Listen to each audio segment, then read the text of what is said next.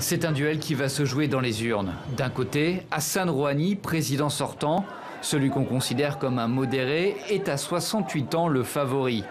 C'est l'homme de l'ouverture avec l'Occident, artisan de l'accord sur le nucléaire.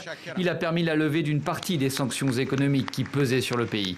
Et pour défendre son bilan, il n'hésite pas à porter les coups.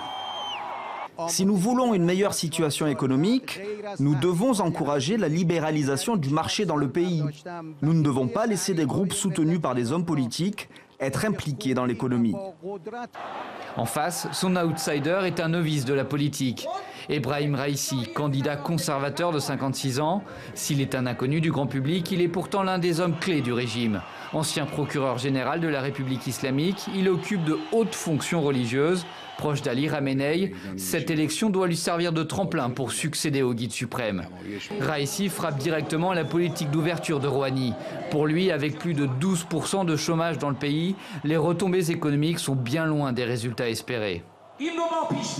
Monsieur Rouhani, vous avez reçu un chèque pour l'accord nucléaire, mais vous n'avez pas été capable d'encaisser ce chèque.